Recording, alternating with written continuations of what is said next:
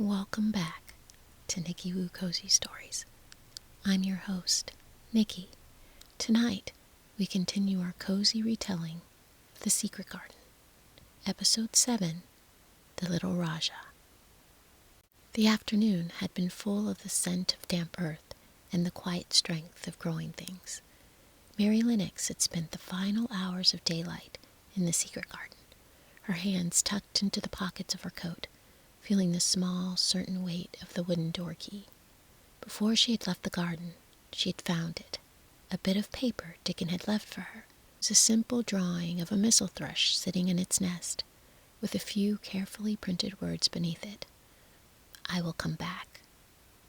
Mary had held the paper tightly as she ran back across the grass, her breath coming in short, rhythmic puffs against the cooling air.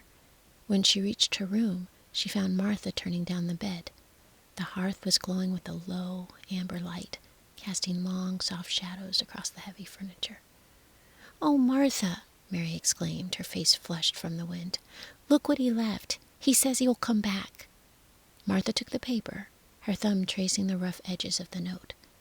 A slow smile spread across her face, and her eyes crinkled in the firelight. "Aye," she said softly, her voice filling the room like warm tea. "He'll come back right enough. Our Dickon doesn't say a thing unless he means it.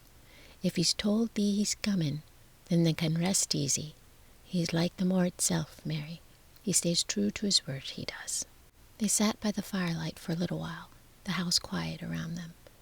"That looks a bit more like a real lass today," Martha said, nodding towards Mary's pink cheeks. "Not so much like a little wax doll as they did when they first got here. The moor air is doing thee a bit of good, I reckon. It's putting some life into thy bones." Mary listened, her heart feeling lighter than it had in all the years she could remember. It wasn't the contrary girl who had arrived at Misselthwaite. She was a girl who had a friend, and a secret, and a letter to keep beneath her pillow. Eventually, the tea was finished, and the tray was carried away. Martha helped Mary into her nightgown, the white cotton feeling cool and crisp. "It's going to be a wild one tonight, I think," Martha said, glancing towards the tall window where the sky was turning a bruised purple. "The wind is starting to change its tune. Thou get into bed now, and stay tucked deep beneath the quilts. Don't thou go wandering about the house as if it starts to groan a bit." Mary climbed into the great bed. The blankets were heavy and warm, smelling faintly of lavender and the clean moor air.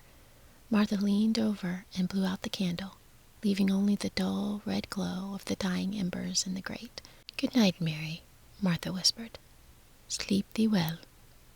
"Good night," Mary replied, her voice already thick with sleep. For a little while, there was only silence. As the clock on the mantel ticked away, the silence began to change. The rain began first. It wasn't a storm, not yet. It was a long, steady pour that seemed to soak into the very stones of the manor. Mary lay still, her eyes closed, listening to the rhythmic tapping against the glass. But then, the wind began to move. It wasn't the gentle breeze of the afternoon. It was the wuthering, that wild, lonely sound that moved across the wide Yorkshire moors like a giant seeking to place its rest. It shrieked around the high gables and groaned through the stone corridors.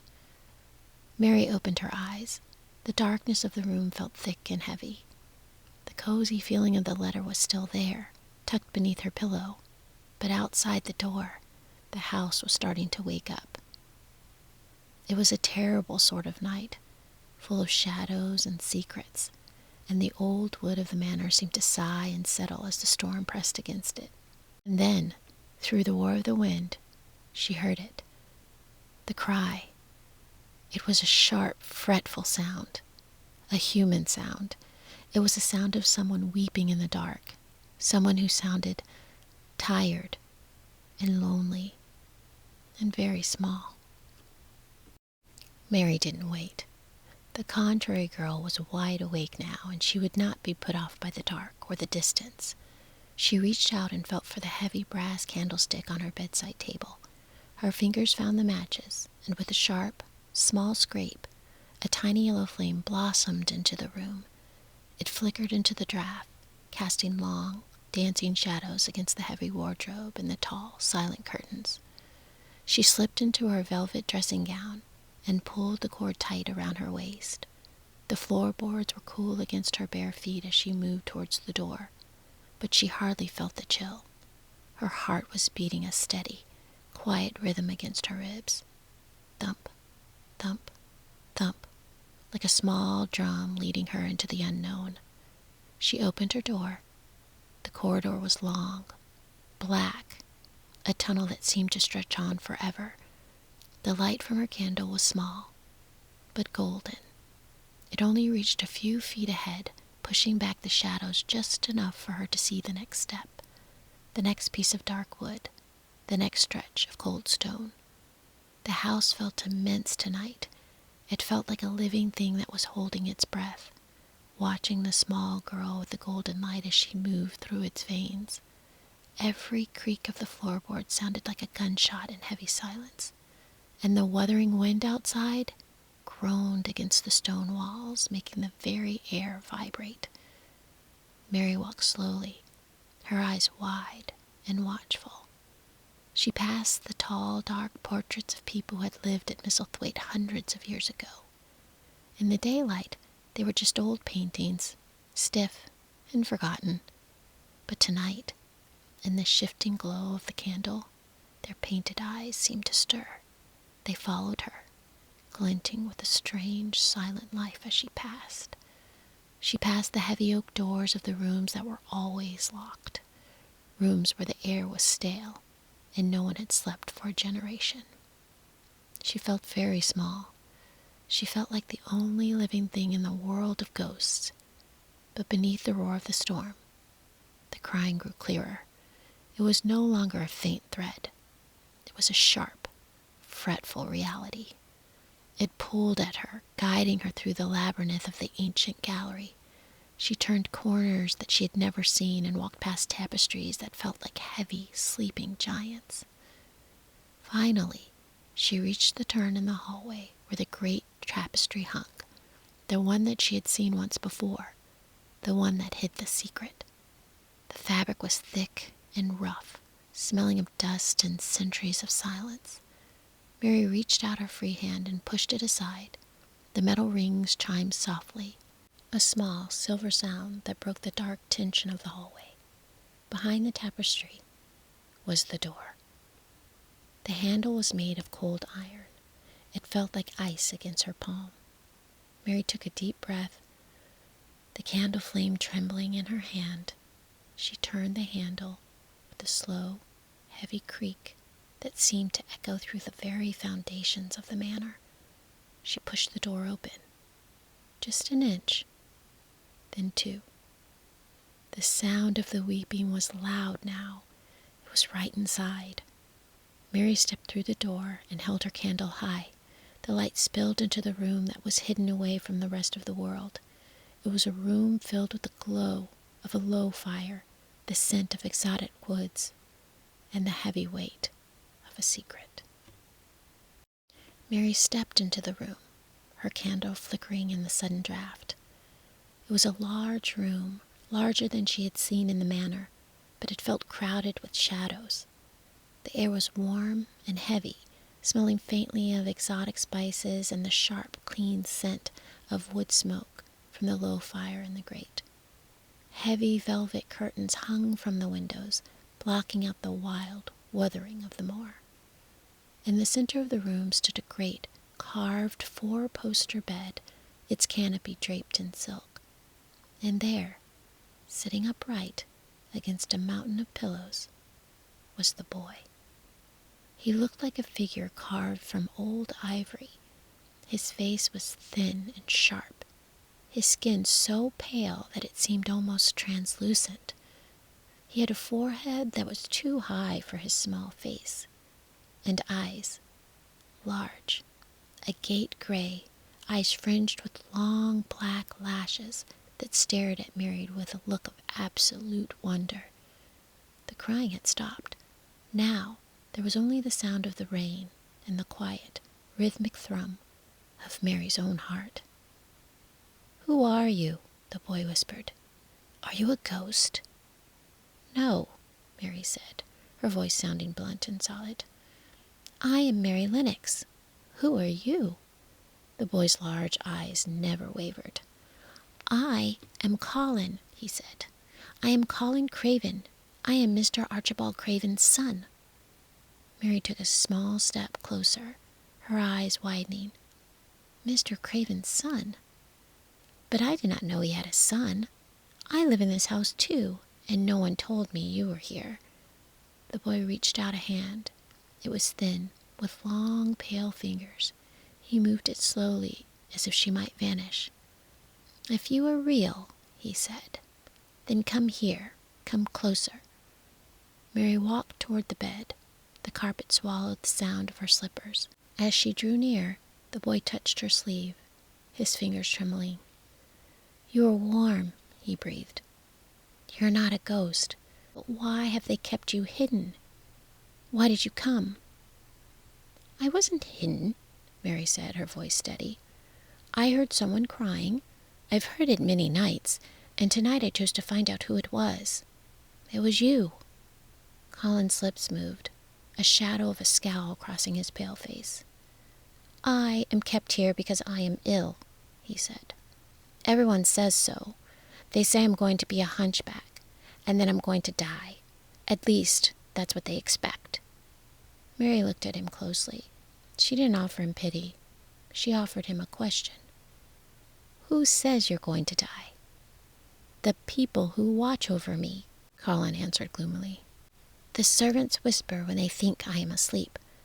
And my father's cousin, Dr. Craven, he comes and looks at me and shakes his head. He is the one who gives me the medicine that makes me tired. He says I must stay in the dark and not be tired out. He says my back will not stay straight. Mary frowned.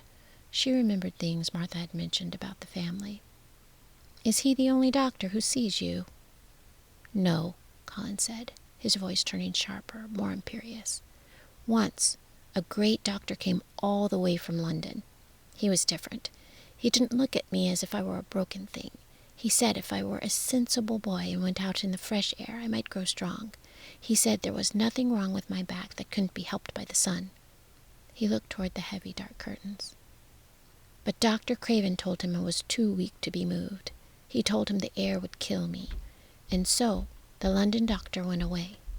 And I stayed here in the dark. Dr. Craven wants me to stay here. I think he wants me to die, so the house will be his. Mary stood by the bed, the candlelight reflecting in her watchful eyes. She looked at the heavy curtains and the medicine bottles on the table. It is very dark in here, she said quietly, and it smells of old wood and sickness. It does not smell like the moor at all. The boy, Colin, shifted against his mountain of lace pillows. The firelight played across his sharp features, making him look like a captured prince in a lonely tower. He watched Mary with a strange intensity, as if he were trying to understand how a real, living child had appeared in his room in the middle of a storm. How old are you? He asked suddenly. I'm 10, Mary answered, standing at the foot of the great bed. I was 10 in India. So am I, Colin said, a faint, bitter shadow crossing his face. I am 10 too, but I have lived here all my life. I have lived in these rooms while the years went by, and no one told me there was a girl like you under the same roof. My father. He doesn't want to see me. He thinks I'm a reminder of the mother I never knew. Mary watched him. She remembered the whispers she had heard from Martha, stories of a beautiful woman who had loved to garden, and a man whose heart had broken when she was gone. What do you do all day? Colin asked, his voice echoing in the large, quiet room. Do you stay in your nursery, or do they make you sit in the dark too?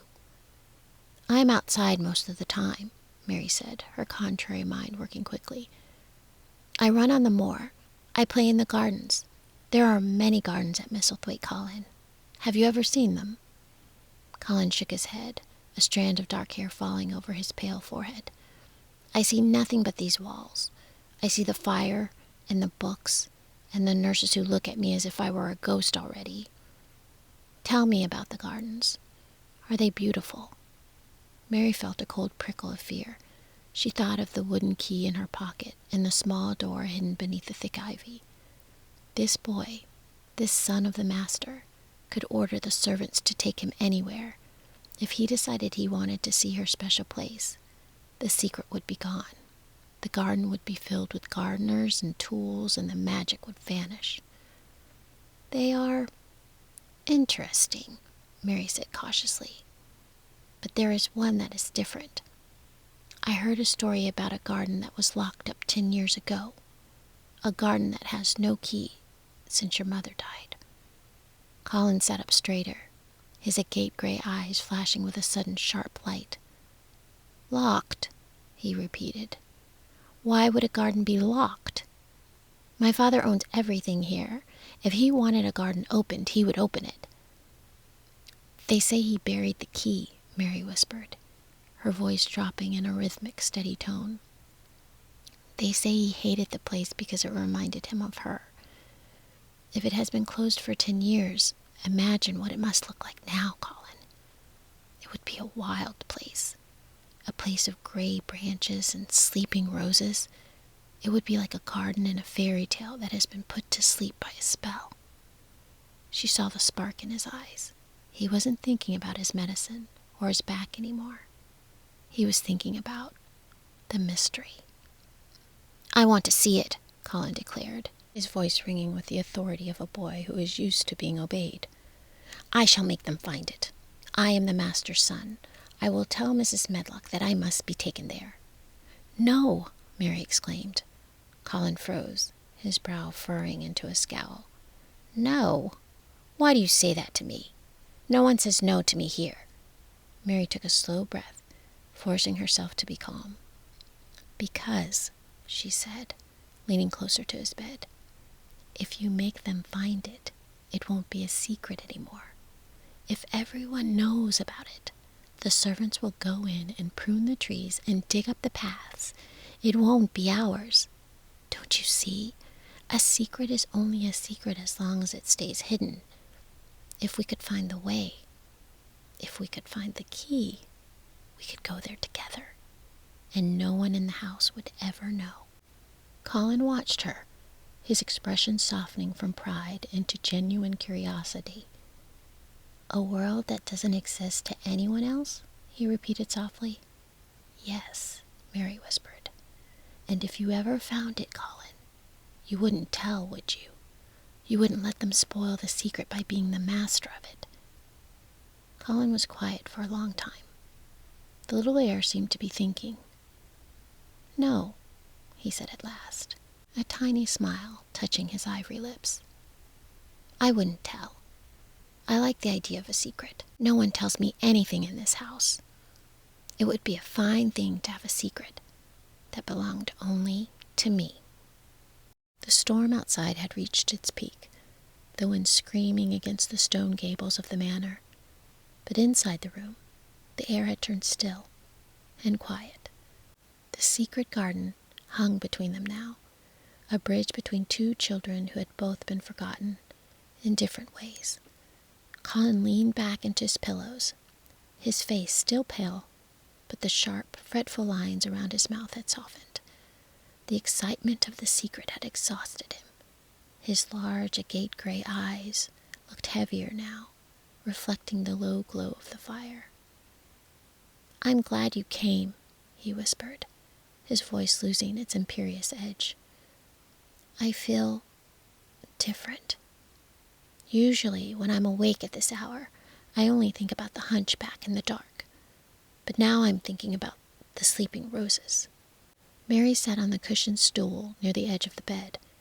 She saw his thin hand lying on the silk counterpane, and without thinking, she reached out and touched it. His skin was cool as the ivory he resembled. "You must go to sleep now," Mary said, her voice dropping into a low, steady rhythm. "If the nurses find me here, they will be angry, and they might lock the door so I can never come back." Colin's fingers curled around hers. His grip was surprisingly strong for a boy who felt so fragile. Don't go yet. I'm afraid of the dreams. Stay until I am away." Mary looked at him.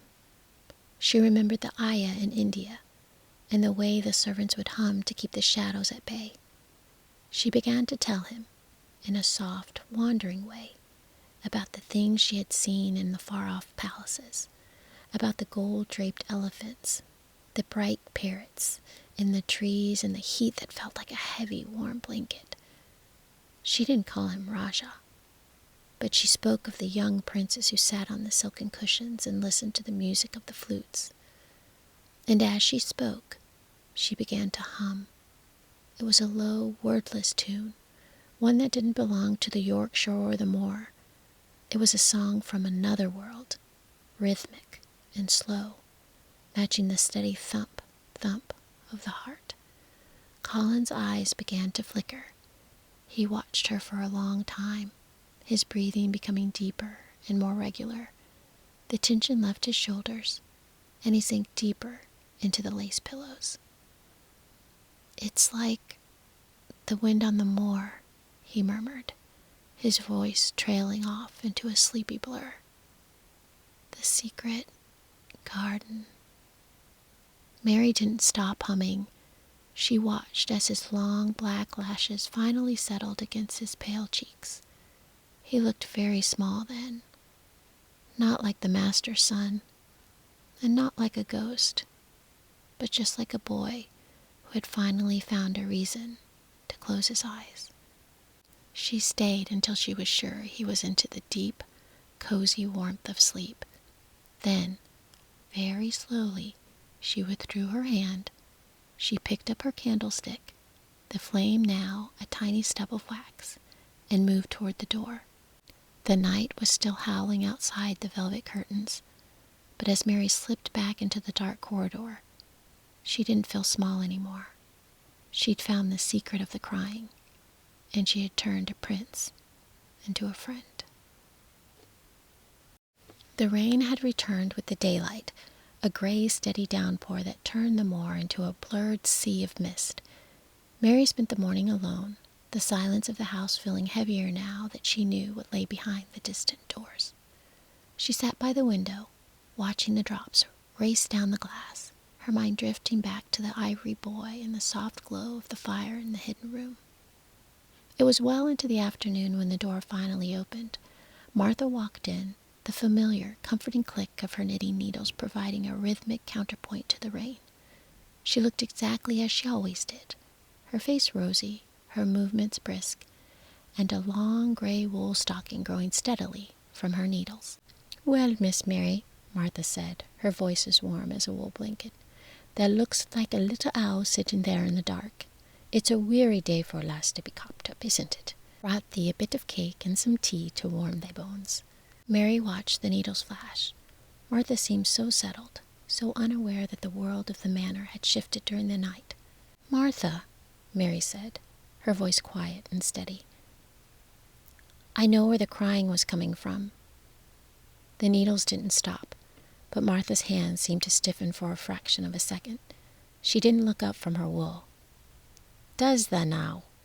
I've told thee it's just the wind wuthering through the pipes, or maybe a scullery maid with a toothache. Don't tha go filling thy head with fancies." "It wasn't the wind," Mary said, leaning forward. "And it wasn't a scullery maid. I went out of my room last night. I followed the sound through the corridors, past the tapestries and the locked doors. I found the room, Martha. I found the boy." The knitting needle stopped. The silver chime of the metal hitting the floor was the only sound in the room as the gray stocking tumbled from Martha's lap. She turned a ghost white, her eyes rounding in a look of absolute, naked terror. "Oh, Mary," she whispered, her voice trembling, "tha hasn't. Tell me tha's making it up. If tha's been in that room, if tha's seen him." "I have seen him," Mary said, her obstinate nature taking over. "His name is Colin. He is Mr. Craven's son. He thought I was a ghost, and I told him I wasn't. We talked for a long time, and then I sang him to sleep." Martha clutched her heart, her breath coming in short, panicked gasp. "Thus sang him to sleep? Bless us and save us. Nobody's supposed to know he's alive, let alone go walking into his chamber at midnight. If Mrs. Medlock hears of this, I will be cast out into the moor without a character to my name. We'll all be ruined, Mary. Dr. Craven will have us all sent away." She began to pace the small rug, the knitting forgotten. "He's a strange one, that lad. They say he's got a temper like a tiger, and a heart that's never known a bit of kindness. Did he not scream? Did he not call for the nurse to have thee thrown out?" "He was glad I came," Mary said simply. "He's lonely, Martha, just like I was. And he told me to come back." Martha stood there for a long moment, her face a mask of pure dread as she clutched the gray wool stocking to her chest. She looked at the door, then back at Mary, as if she expected the house itself to crumble down around them for what had been done. "I must go," Martha whispered, her voice barely audible over the rain. "I'm to wait near his room, but I'm feared to even look at the wood or the door. If he's woke up in a black mood because of this visit, there'll be no saving us. Dr. Craven will be here for his rounds soon, and if there's been trouble, he'll have my head." She hurried out, the door clicking shut with a finality that left the room feeling unnervingly quiet. Mary sat by the window, watching the gray mist swallow the moor. She wasn't afraid. She felt a strange, new calm, a sense that the contrary girl from India had finally found something in this great house that was stubborn as she was. The day had progressed with a strange, heavy tension, but the storm of the night had left a lingering electric stillness in the air of the manor. Mary had just finished her tea and cake when 10 minutes later Martha returned to the room, her face flushed and her breath coming in short, uneven gasps.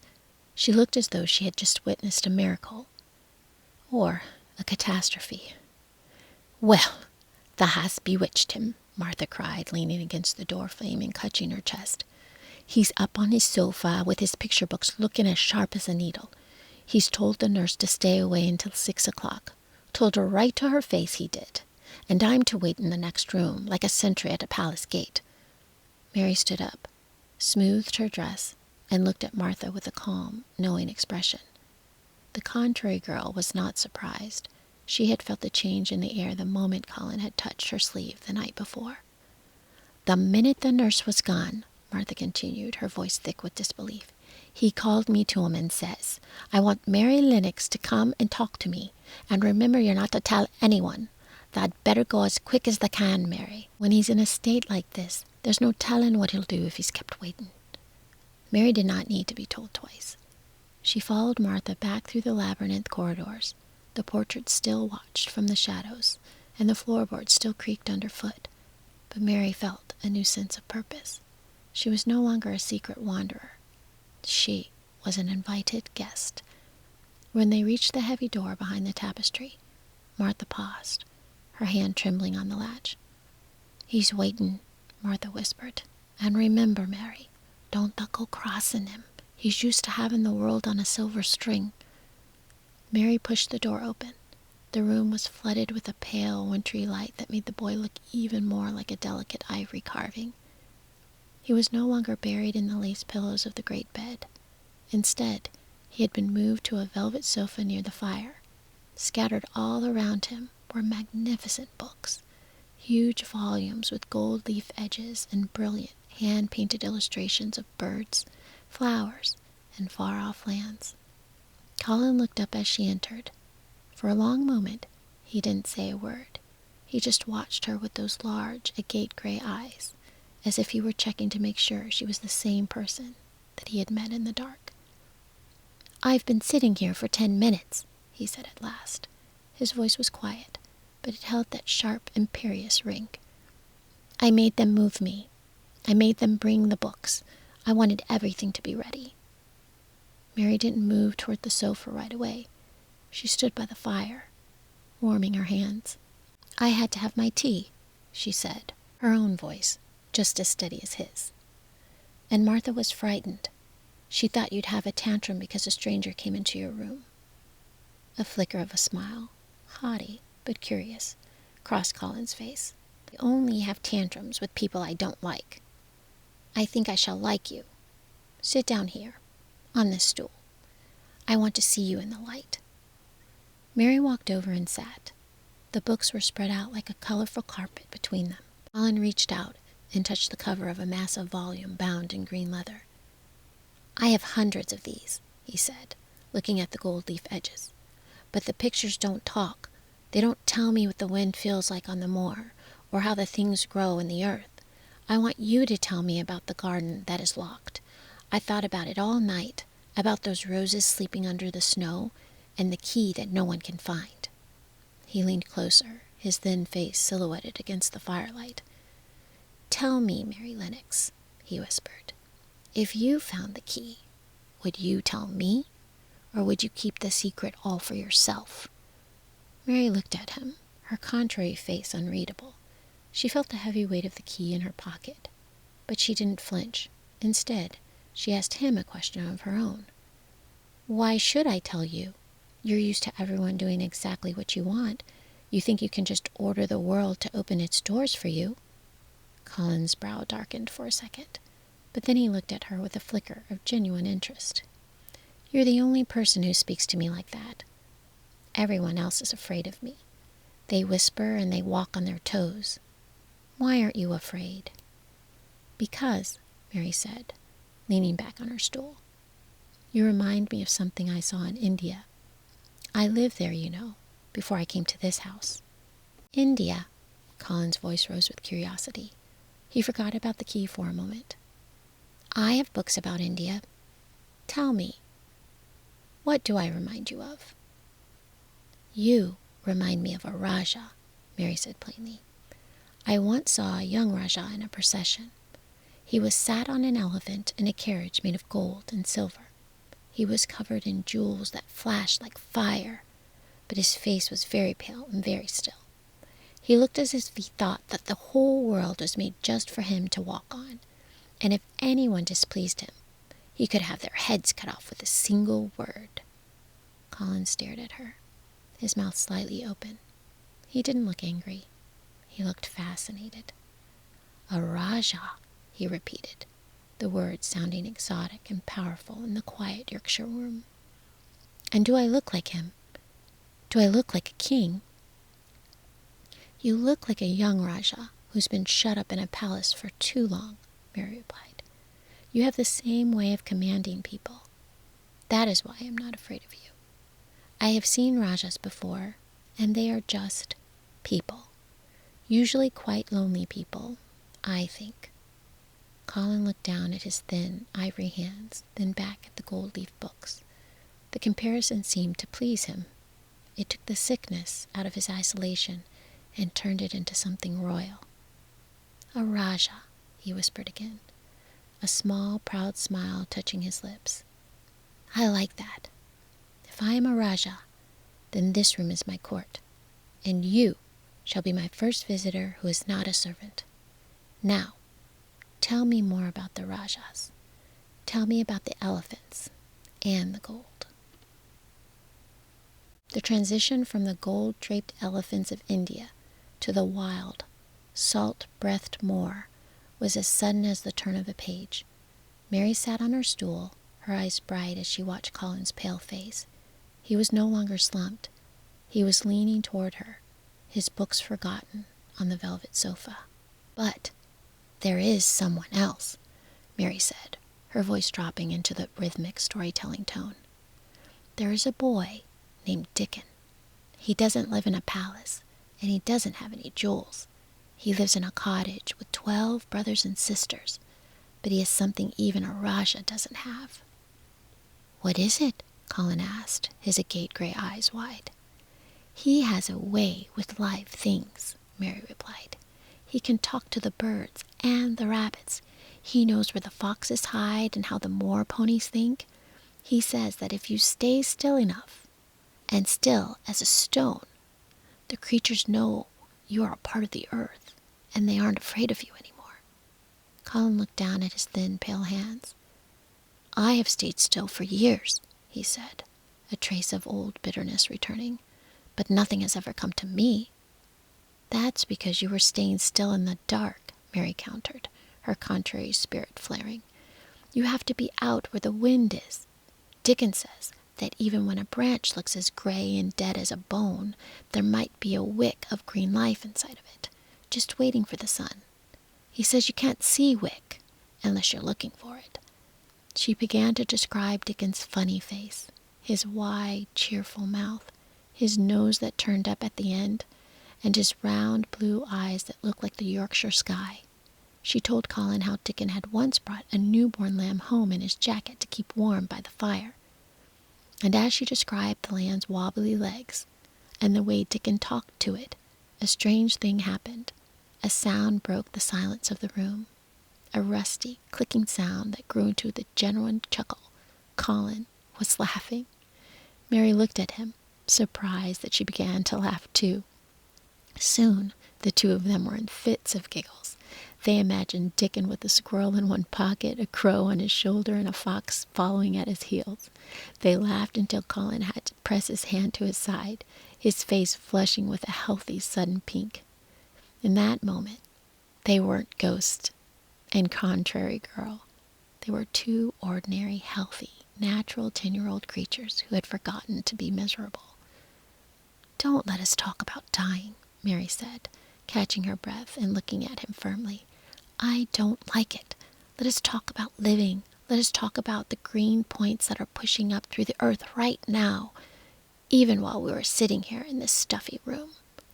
Colin nodded, his eyes glowing with genuine light. "Yes," he breathed. "Tell me about the wick things. Tell me about the garden again. If it is wick, it will be coming alive soon, won't it?" The laughter was still echoing in the high corners of the room when the heavy door swung open. The sound of it was like a cold wind blowing through a summer garden. Dr. Craven entered first, his face set in a look of professional concern that quickly turned to sheer, open-mouthed astonishment. Behind him, Mrs. Medlock hovered, with her hands clasped so tightly her knuckles were white. They stopped dead in their tracks, staring at the sight of the dying boy sitting upright, his face flushed with color, laughing with the contrary girl from India. "What is this?" Dr. Craven exclaimed, his voice thin and sharp. "Mrs. Medlock, I thought I gave you strict instructions that the young master was not to be disturbed." Mrs. Medlock turned a deep, panicked red. I don't know how it happened, sir. The nurse was sent away, and Martha was—" "I sent for her," Colin interrupted. His voice wasn't the weak whisper of the night before. It was cold, clear, and immensely powerful. He didn't look at Mrs. Medlock. He looked straight at the Dr. Craven. "This is my cousin, Mary Lennox. She is to come and talk to me whenever I send for her." Dr. Craven stepped towards the sofa, his eyes flicking nervously from Colin's bright face to Mary's stubborn one. He looked, as Colin had said earlier, like a man who was not at all pleased to see his patient looking better. "My dear boy," the doctor said, trying to regain his soothing tone, "you must not overexert yourself. Excitement is the worst thing for your condition. This girl she's not used to the quiet you require. She might tire you out." "She does not tire me out," Colin snapped, his eyes flashing with a sudden dangerous heat. "She makes me forget that I'm tired. She tells me about the moor and about things that are wick. I like her, and I will not have her kept away." He turned to Mrs. Medlock, who looked as if she wanted the floor to swallow her whole. "You are to remember that," he commanded. "If I am the master's son, I am to be obeyed. If you try to stop her from coming, I shall have a tantrum that will bring the whole house down around your ears. Do you understand?" "Yes, sir," Mrs. Medlock whispered, dropping a frantic curtsy. Dr. Craven sighed, a look of deep disappointment crossing his features. He reached out to feel Colin's pulse, but Colin pulled his hand away with a haughty gesture. "My pulse is quite steady," Colin said. "I feel better than I have in years. We were just about to have tea. Mary, stay where you are." He looked back at the doctor, a small, triumphant smile on his pale lips. "We are going to have muffins," he added. as if that were the final word on the matter. "And after that, Mary's going to tell me more about Rajahs." Dr. Craven and Mrs. Medlock backed out of the room like defeated soldiers. As the door clicked, the heavy, clinical atmosphere vanished. Mary looked at Colin, and Colin looked at Mary. "You did look like a Rajah then," Mary said quietly. "The one on the elephant." Colin leaned back against his velvet cushions, his chest heaving slightly from the effort of his command, but his eyes were triumphant. "I am the master's son," he whispered, "and for the first time, I think I should like to stay awake and see what happens next." And now, the great house grows quiet once more. The long corridors of Misselthwaite Manor settle into stillness, and the last of the day fades softly beyond the wide Yorkshire moors. In her room, a young girl lies beneath warm blankets, her thoughts drifting through the strange and powerful happenings of the day. A meeting in a room once filled with only shadows, a voice that found its strength, a secret shared between two who were once alone, and a young Rajah who has finally begun to look toward the light. Beyond the walls, the hidden garden rests in silence, the branches still, the wick life waiting beneath the earth. And somewhere, not far away, a boy who understands the language of the moor sleeps with the promise of the spring. But those moments will come in time. And when you return, we will step back into the manor and the garden together. For now, the house is quiet, the moor is calm, and the night settles softly over everything. So let the stillness of the manor drift gently around you. Let the quiet promise of the garden carry your thoughts far away, and allow the story to rest here for tonight. Sleep now. You are safe. You are loved. You have been listening to Nicki Cozy Stories, written by Nicole T. Woodard. May your dreams be gentle and your sleep be deep.